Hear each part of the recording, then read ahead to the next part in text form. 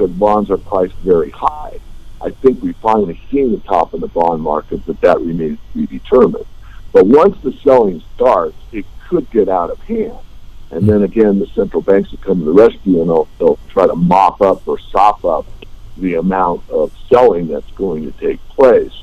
But in that, the chances are pretty strong that interest rates themselves will start to move up.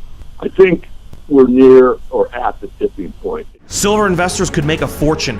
Billionaire Eric Sprott and other top gold analysts predict that silver will dramatically outperform the yellow metal. In order to maximize your exposure to silver, consider shares of Golden Arrow Resources trading on the TSX Venture under GRG and the US as GARWF, where insiders have accumulated 50% of the company, and billion-dollar giant Silver Standard Resources has taken an 8% stake in the company. This company has 250 million ounces of silver resources and is headed up by the one man who is responsible for the largest silver deposit discovery in history. Learn more at crushthestreet.com/silver100.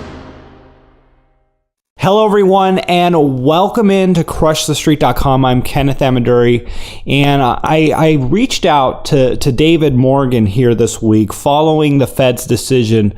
David Morgan, of course, of the Morgan Report, precious metals expert. He's been on the show before. And, there's a lot of opinions flying out around now regarding, the economy good, the economy bad, what to do with precious metals. And I really wanted to get someone on the line here who has his pulse on the markets. David Morgan, thanks for joining me. My pleasure. Thanks, Kenneth. David, following the Fed's non-decision to keep rates the same, precious metals actually did go up, and it was loose monetary policy, and of course that's bullish for metals. However, going into the rate decision with such low expectations for them actually raising rates, the consensus was, they weren't going to raise rates. No one was expecting it. I personally believe that if they did raise rates, there would be such a shock to the markets that we would actually see precious metals go up regardless, kind of like what we saw in Brexit with the vote shocking the markets, the stock markets getting volatile, and gold going up $100. So, just starting you off with that, what are your thoughts on what the Fed did this week in precious metals? Well, I can agree with you. On the release of the Fed statement from Wednesday evening, gold jumped to a spot high of about $13.36 an ounce, and silver moved up substantially as well, just under $20, about $19.87. And I had thought perhaps that the market, the precious metals market, had anticipated the announcement of not raising rates. Obviously, based on the action of the metals prices, I was incorrect. But adding on to that, I think that we're at a point, as you stated, that could move up regardless. The idea being that both the Bank of Japan that announced on that same day that it would target interest rates on government bonds in order to achieve the inflation target, then reassured the markets would continue to buy large amounts of bonds and riskier assets. However, the bond market's starting to get away from the Japanese right now. And what we know, but hasn't really manifested in a very long time, is that the major central banks can set the discount rate or the rate of their primary borrowers, but they cannot really set the overall amount of volume or trading in a government bond, which means that ultimately the interest rate is set by the market. Now we all know, we all know these markets are managed a great deal, and more than any other, the interest rate markets, the bond markets. And these are set by central banks on a global basis for their own benefit. They're not market driven as they should be. However, Japan, again, I'm repeating, has experienced where the interest rates start to come up, which means that the bond prices are going down. And this is the biggest fear that the central banks have, that they're in a box. They don't really have the ability to move interest rates substantially higher on their own, although they could. But any little tweaking in interest rates at this point in time causes problems. The first problem it causes is with the central banks themselves, because the interest rate determines the ability of the debt to be serviced. So if you have a credit card at 18%, the payment is a heck of a lot higher on the money you borrow than if the interest rate is at 2%.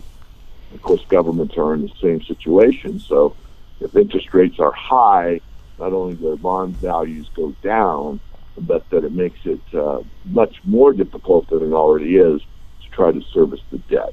And this, again, is one of the greatest fears. So they really can't raise interest rates substantially, although it's jawboning and talking to markets. The other, I think, more salient point is simply this. As much as we focus on interest rates, that's the nominal rate. That's the rate in the marketplace, regardless of how it gets there. But until we get to what the true rate is, above and beyond inflation, we have a nominal rate that is not commensurate with or identified with the actual real rate of return for someone that invests in a bond.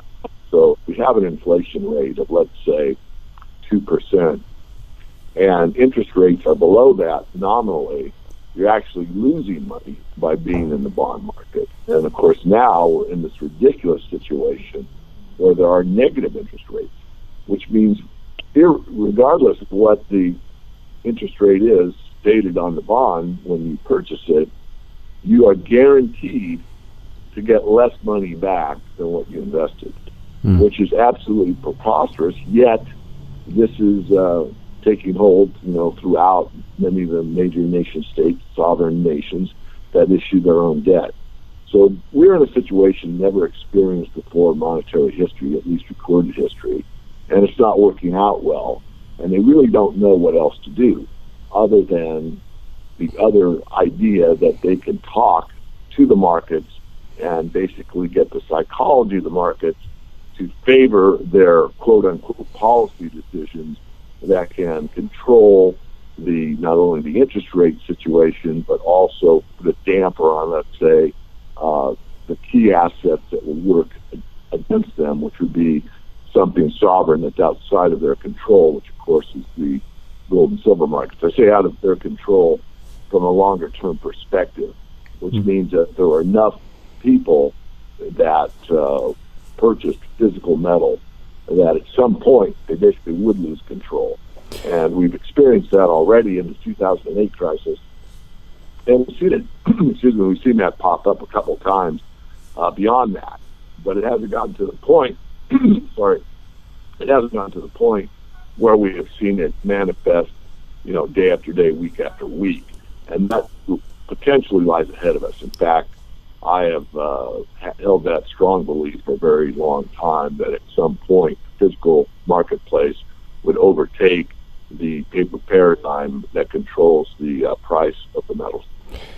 David, you pointed something out, and we know that it's all about controlling the psychology of the markets, and they're desperately trying to do that with their job owning and the statements that they make. But also, you pointed out Japan, and Japan losing control of interest rates. And interestingly enough, they were the ones who kind of led the way with QE and ultra low interest rates for the last couple decades here. And I'm wondering, and I'm sure you were alluding to this, but I'd like you to reiterate, I guess what we're seeing in Japan is ultimately what's going to trickle into the rest of the world with interest rates, losing control of the bond market. Yes, the bond market is key.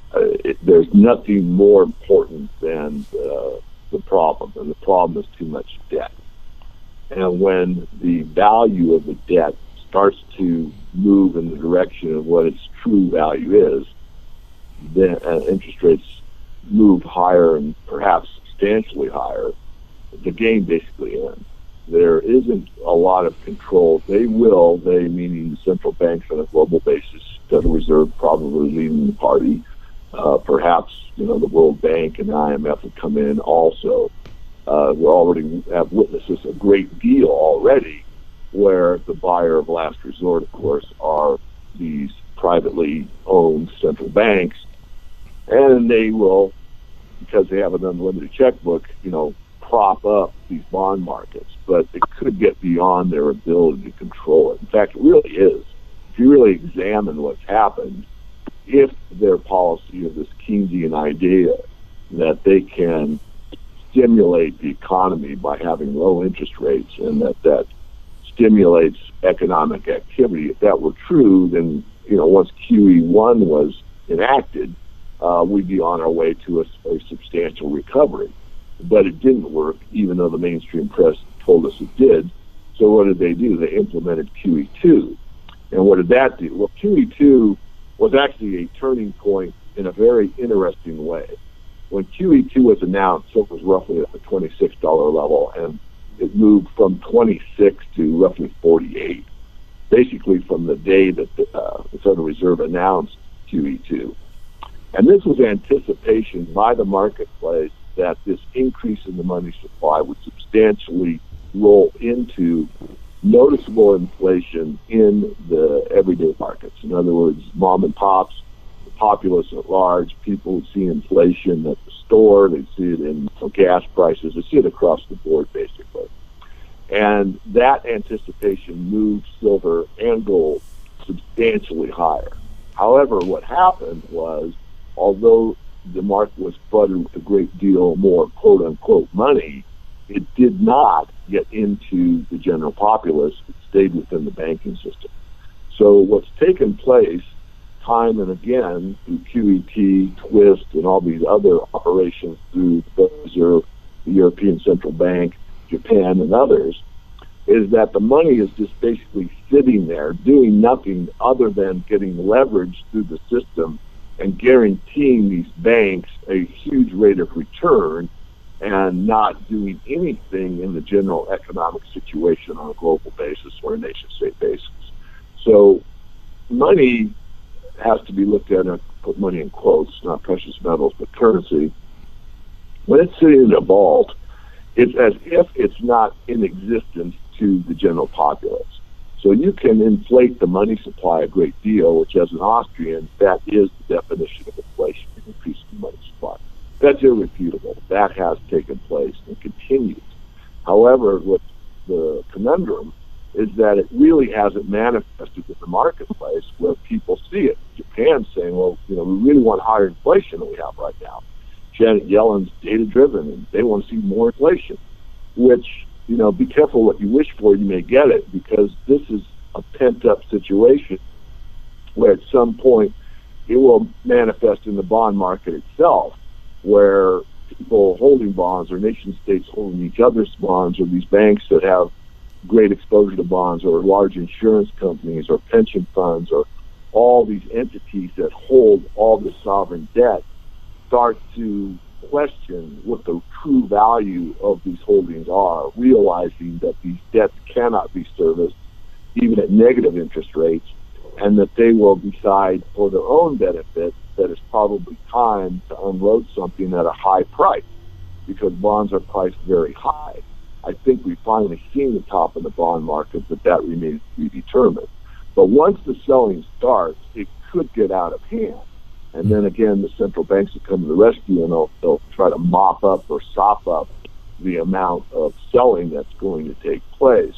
But in that, the chances are pretty strong that interest rates themselves will start to move up.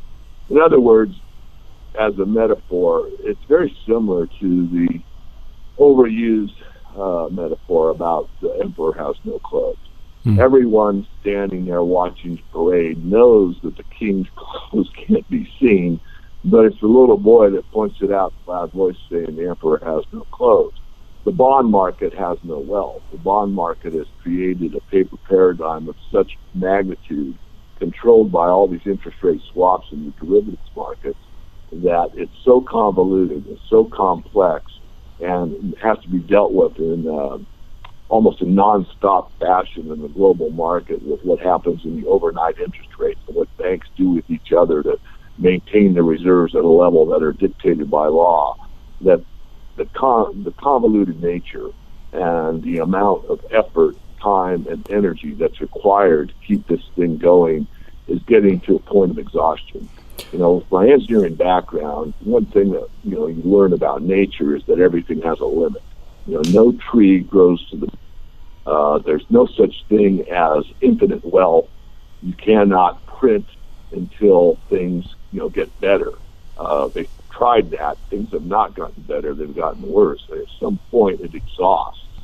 And when it exhausts, you start to see a contraction. And we're definitely seeing a contraction in the global economic system. The physical economy has been contracting for quite some time. What we haven't seen is the bond market reflect that contraction, although I could argue that we're starting to see it in Japan, and that is probably the precursor for what will happen in other nation states. So we're in a situation we've never been in before. If you check my early work in the early 2000s, I said that one of my main concerns was that this is the first time in history where it's a global situation. In other words, this is going to affect just about everyone on the planet, because the reserve currency of the world is the U.S. dollar, and as the dollar goes, so goes everyone else, more or less. Now, of course, China has started the AIIB, and they've moved themselves outside the SWIFT system. Russia and other countries have done settlement outside of the U.S. dollar.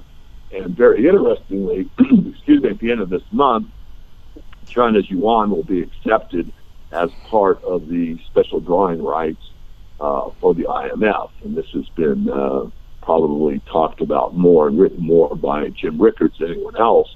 And he points out, and I agree, that this could be a solution. I'm not sure that it will be. And if you read his book, The New Case for Gold, he also admits that. However, when you have a central bank that has no populace to have to service the debt, in other words, the debt service on a national debt is owed not by the government. The government's the ones that got the people into the debt, and it's the people that are responsible to pay back the money, the government.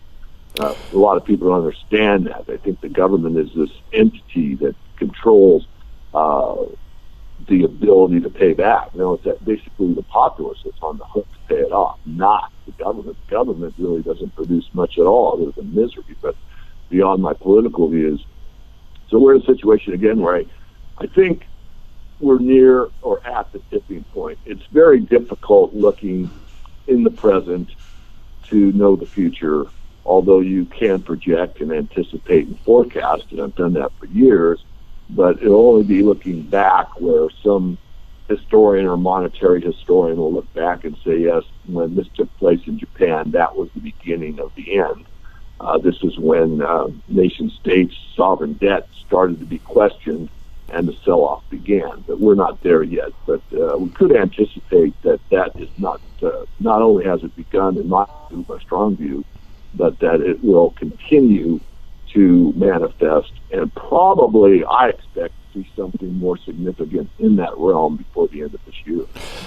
Such a lot of converging events. You brought up the Chinese yuan and the SDR. I want to get your thoughts here on gold and silver seasonality going into fall. We know what happens with the demand that comes from the Far East and India. And what are your thoughts here with precious metals as we enter the fall and, a period when a lot of people are talking about a big market crash? And, historically, October has been a very volatile time when we have seen big moves in the stock market. Well, that question is one that's very much on the minds of people. I mean, our website members have the ability on the premium service to ask me 2 questions a month, and I would always guarantee they'll get an answer. Sometimes it's private, sometimes it's in the report itself for everyone's benefit. But that question was asked by a great number of our website members, and I assured them that if there is a large stock market sell-off, that the resource sector would sympathize with the general sell-off. Most of the large holdings of resource stocks are held by mutual funds, some pension funds. In other words, they're large money managers for the most part. And these people do not really have any philosophical attachment to gold and silver. A few may, But if they start seeing the market sell off in a substantial way, they'll sell anything that they can that's very liquid. And gold would be one of the most liquid things you could sell in any form, meaning physical, ETFs, or resource stocks. And they will sell those. We've seen that time and time again. And so I would anticipate a sell-off in both the mining shares and also see the gold and silver prices come down. And the reason I expect that would be because of the paper paradigm, the amount of leverage that's in the system through the futures markets, the options markets, the ETFs, and these paper paradigms that have a substantially greater amount of gold on paper than exists in reality.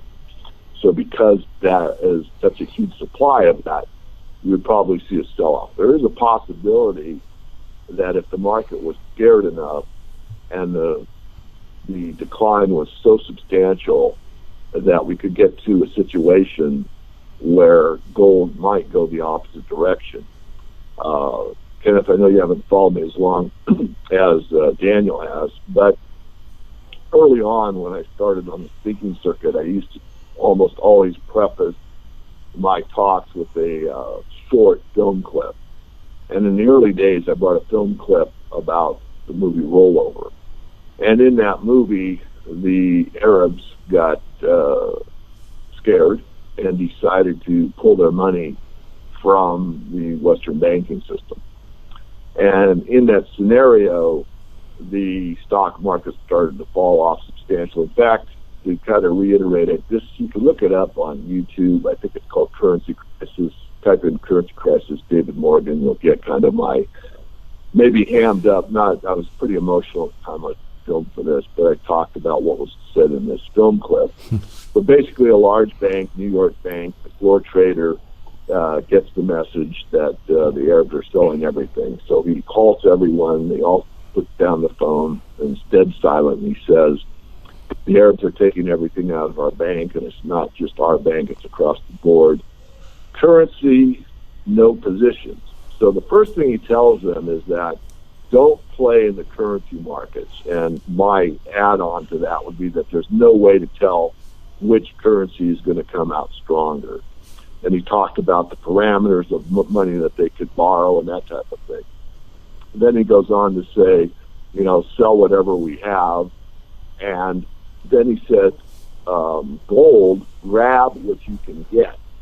So in that scenario, which isn't all that far-fetched at this point in time, gold continued to move higher while the stock markets and the bond markets were crashing. Interest rates were spiking higher and higher, and the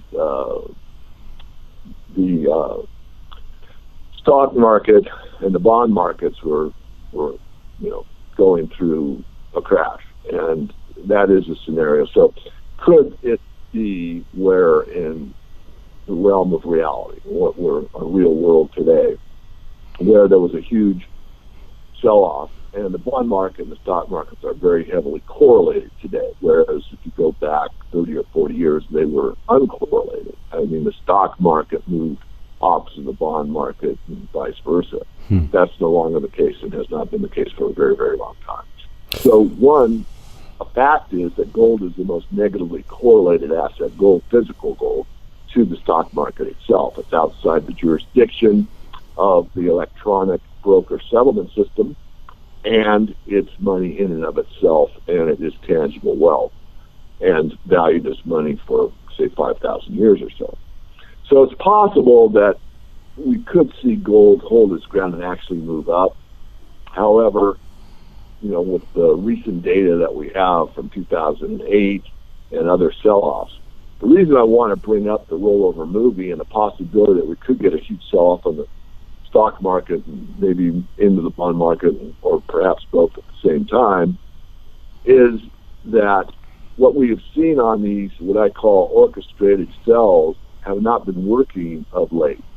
The large amount of gold that was sold on the paper markets drove the price down fairly significantly for a very short time, and the market came back significantly. And that also took place in the silver market a couple months previous. So what we normally would see, and normally in quotes, what we were witnessing for a very long time, is in the access markets, what we call the overnight markets, or the smaller volume markets, these large quantities of paper, gold, and silver would be sold, and that would roll over in through the New York markets, and on the open of the New York markets, there'd be a huge follow through the downside. Margin calls would start, that would get more selling, and you get these huge waterfall declines. But again, to repeat, it's very important to understand this. We've seen the beginning of that, and it stops almost not instantly, but within the same day or the next day. So this must give the sell side concern that they don't have nearly the amount of power that they had, let's say, a year ago. And this is a situation that actually is a setup for a short squeeze, especially if the physical market is much tighter than the price would indicate at this point in time. So coming full circle to what I expect on a seasonality basis, I think that we had seen a lot of new buying or savvy buying from the beginning of the year for probably a good 6 months into 2016. I'm a little hesitant to say that we're going to see a strong seasonality in the September time frame due to the wedding season and what usually is easy to forecast. Not that it'll be declined, but I think that we need some more new buying, and I'm not sure where that would come from at this point in time. Certainly, fear will trigger it almost instantly, but we don't have that in the market yet. That's a market-driven event. I also would like to point out that the last couple of months of the year used to be a very strong seasonality. You could buy the precious metals going into January and almost always be assured of a profit. And that has not been the case for the last, I think, 4 years or so. In fact, the lowest print, the lowest price for gold and silver has usually been on the last trading day of the year. And this is easy to orchestrate because a thin market or a low volume market is very easy to control the price. If you only have to buy 10 shares of a stock to move the price up or down, that's a very thin market. That's an example of what takes place near the end of the year because most traders are on vacation. They've closed their books or just going to take a holiday, and there aren't many trades made. And so the ones that are made have a great deal of influence over the price. So this, again, is what's taken place. So the seasonality has been reversed for the last 4 years or so, where we see lows going to the last trading day of December, whereas usually by that point in time, we start to see the prices of the precious metals get stronger and stronger. So I think we're obviously, it's facts, not my thought, that we're going sideways right now. We're consolidating. We're in a trading range. And until that trading range is broken, no one really knows which direction we're going to go for the next, let's say, few weeks or months. If we break through to the upside, obviously there's a very strong bull market, and we'll probably continue to the end of the year.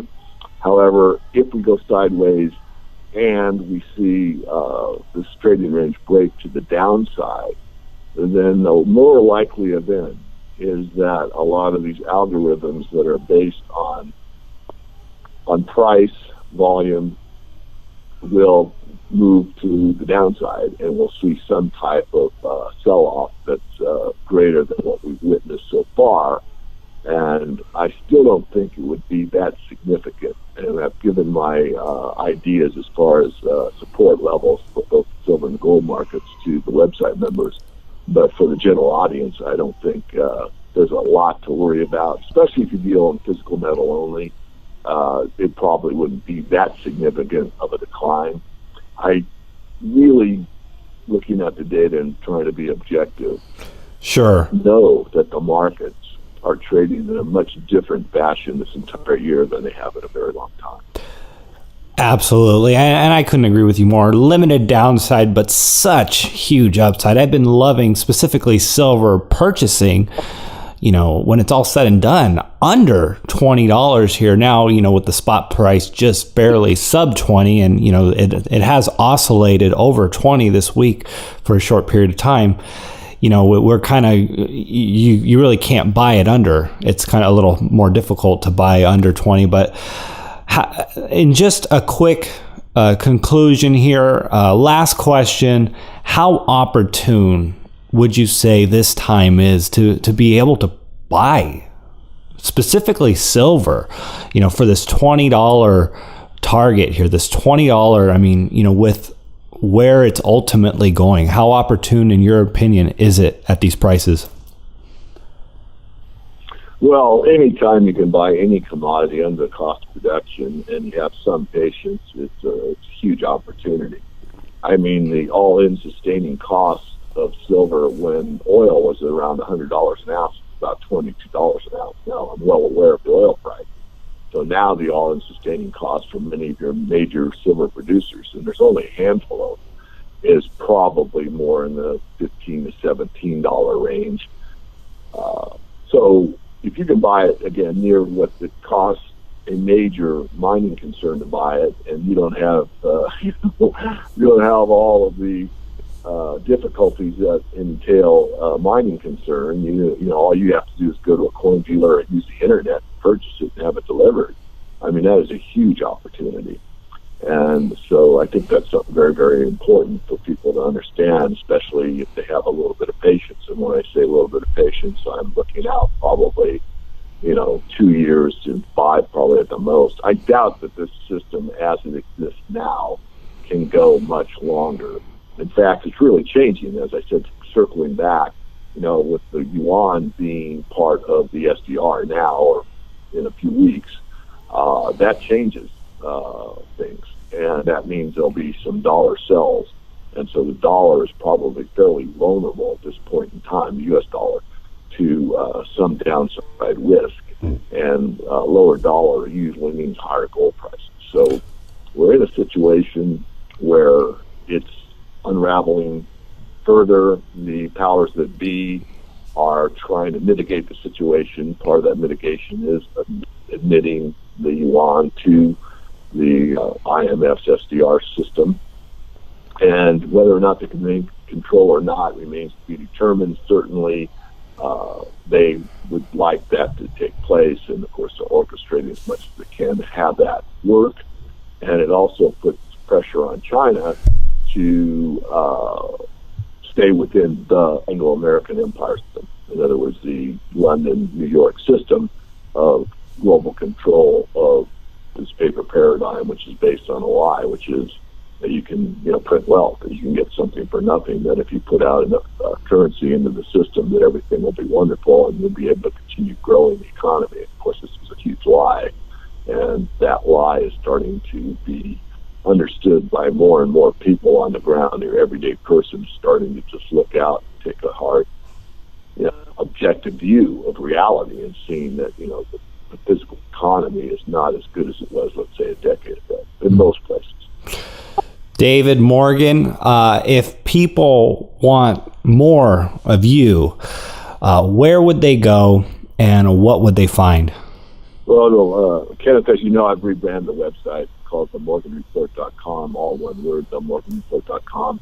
Just go there and get on our free email list. It's over on the right-hand side. Just need a first name and a primary email address. We'll verify you are who you say you are.